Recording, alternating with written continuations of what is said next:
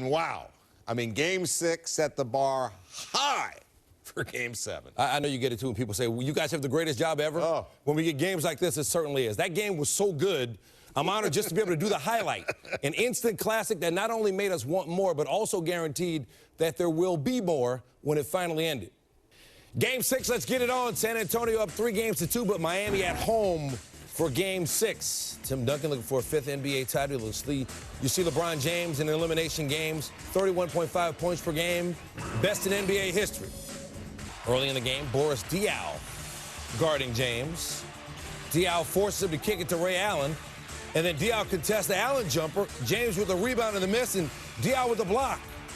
James just 9 points on 3 for 9 shooting in the first half. Later, watch with the Sportscenter scope. James doesn't hustle back on defense. And Kawhi Leonard hustles down court and gets it back. Kawhi not. Up and over Mike Miller.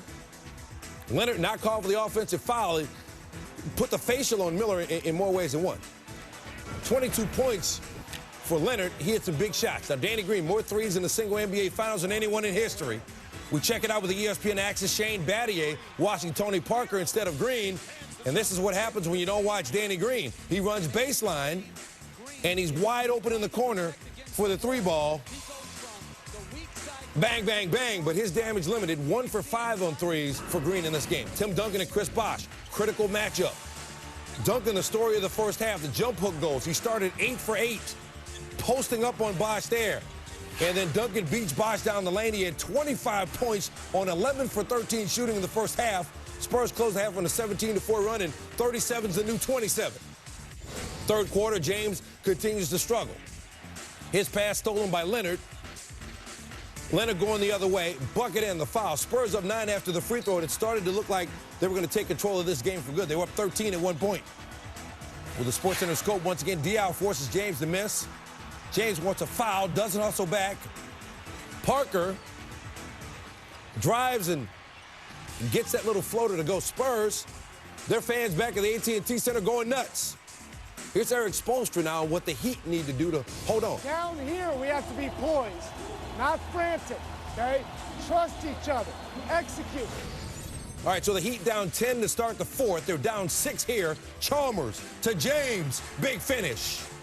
9 minutes to play. Chalmers drives and misses, but James, he just took over in the fourth quarter, even without his headband. Lost the headband, but didn't lose his composure. 8 minutes to play. James working on Leonard in the post.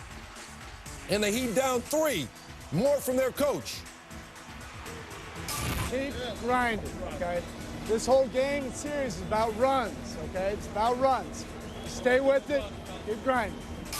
This game was about everything. Big shots, lead changes, turnabouts, Green to Duncan, but James with a block on Duncan down low. Duncan had just 5 points after halftime. Great defense by James there. Ensuing Heat possession. James up and under on Duncan, and he got it. No jumpers for James. Rarely in the second half. He ties the game at 82. Under 5 minutes to play. Heat by 1. James going to the rack again, and the Heat up 3. Minute and a half to play. Spurs down 3. They need something. Tony Parker, step back. 89 apiece. Next Spurs possession. Parker spinning and winning. C'est magnifique. He had 19 points, but he shot just 6 for 23. Spurs up 2. Under a minute to play. James, he throws it away. Heat forced a foul, Manu Ginobili. Ginobili made them both. Spurs with a 4-point lead. Ensuing possession for Miami. James trying to go inside to Chris Bosh, but that pass to no one in particular. It's stolen. Ginobili fouled. Another bad turnover. Ginobili made 1. Spurs down 5. Under 30 seconds to go. Wild sequence here. James, no, sir. The rebound bounces out to Mike Miller. He gets it to James, and guess what he did with it? And the Heat down just 2. Kawhi Leonard got fouled. He would go to the line for 2 shots. Leonard 63.4%. This postseason. First one, clank, clank. His second shot, Leonard able to nail it, but still a 3-point game. Could have been a 4-point game if he nails them both. Ensuing Heat possession, James gets a look at a long 3, virtually the same spot, no good. But look who winds up with it. And look what he does with it. It's Ray Allen. No points before the fourth quarter. Greg Popovich wants to make sure it was a three. They looked at it, and as you can see, all 10 piggies behind the line, and the game is tied at 95. Final seconds of regulation. Final chance for San Antonio. Parker. No. So overtime. Miami down by 13 in the second half, down by 10 to start the fourth. They got new life in 5 minutes to try to put it away. In overtime, Heat down 3. Allen, 9 points in the fourth and overtime combined, and the Heat down 1. Under 2 minutes to go, still a 1-point game. James to Wade, back to James. The Heat by 1. 47 seconds to play. James says, give me that. Pushes it in transition. He loses it out of bounds, wants the foul call, but he's not going to get it. They had to take a look at it, and so we will too. Green with a good defense, no foul call. It's out off James. Officials reviewed it, gave the ball to the Spurs. Correct call. 37 seconds ago. Parker, great play by Chris Bosh to get a piece of that. He recovered on the pick and roll, got back, got the block. Heat ball, under 20 seconds to play. Still a 1-point game. Dwayne Wade. No, sir. Leonard with the rebound. Ginobili brings it across midcourt. And Ginobili's going to try to get to the basket. Lots of contact, but no foul call. Ginobili with a turnover, 1 of 8 in the game for him. Ginobili driving on Allen. Lots of contact there, no call. Heat made 2 free throws to go up 3 with 1.9 seconds to go. Chris Bosh talked about Danny Green's three-point shooting before the game. They were keeping an eye on him. Well, I mean, he has a knack for shooting, but he won't be open tonight. So, we'll see how he shoots with somebody always on him. So Tim Duncan's inbounding the ball. They get it to Green, but Bosh ends up guarding the shooter, and that's all ball. Take a couple more looks at it. Bosh gets out to the three-point line to block that shot. The Heat win it 103-100, and they force a Game 7.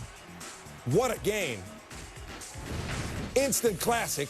Stan Verrett, professional highlight reader, everybody. Thank you, sir. The Heat bounces back again. They get to 7-0 after losses this postseason. Game 7 coming up Thursday night in Miami, and I think we all want more of this series. No road team has ever won a Game 7 in a 2-3-2 series. That's what San Antonio is dealing with. Last road team, the Washington Bullets in 78. They beat the Sonics in Seattle. Sorry, Neil. I know. Spurs will try to become the first team to do it after the Heat fought back to force that Game 7 with a determined effort in the fourth and overtime. Oh, it's by far the best game I've ever been a part of. The ups and downs, the roller coaster, the emotions, good and bad, throughout the whole game. To be a part of something like this is something you would never be able to recreate once you're done playing the game, and I'm blessed to be a part of something like this. By far, it's the most intense game of my life. That's a lot of basketball you've played in your life. Yeah. What makes this one the most intense? Just the ups and downs, the whole game, it didn't go our way. Just all those emotions and trying to keep it together. It just worked out for us. I can't believe that we won that game. Well, Coach told us that we was going to have to steal a game. And, we just kept fighting. When they bring out them yellow cords at your house, would that mean the team is about to win and you know it ain't you? You got to give it a little bit more. I honestly can say I gave myself a great opportunity, a great chance to make that shot. And it wasn't unfamiliar to me positionally. When it went in, I was ecstatic, but at the same time, I was expecting to make it.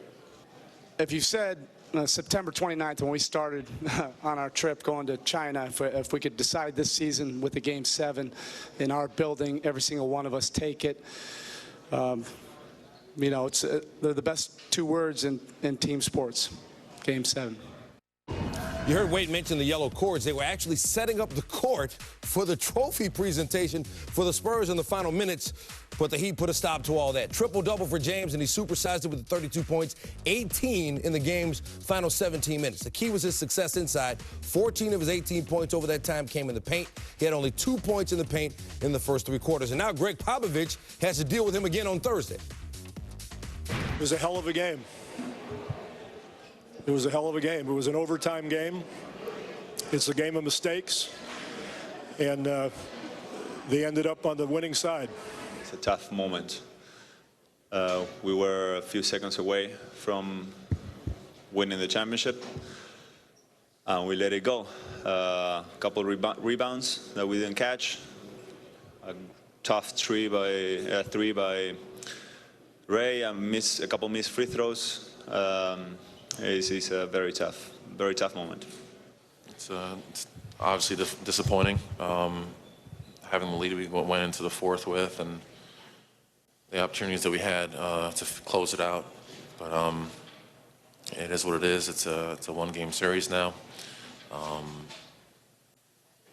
I don't know what happened in the fourth and the overtime. Just the opportunities weren't there.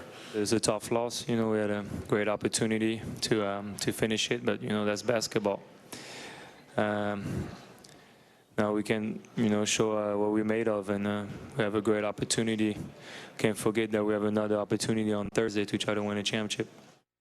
It sounds like the first item for San Antonio is dealing with the emotion of losing this game. The Heat, just the fourth team in the last 15 NBA Finals to come back to win after trailing by double digits in the fourth quarter. Entering Game 6, teams leading in those situations were 46-3.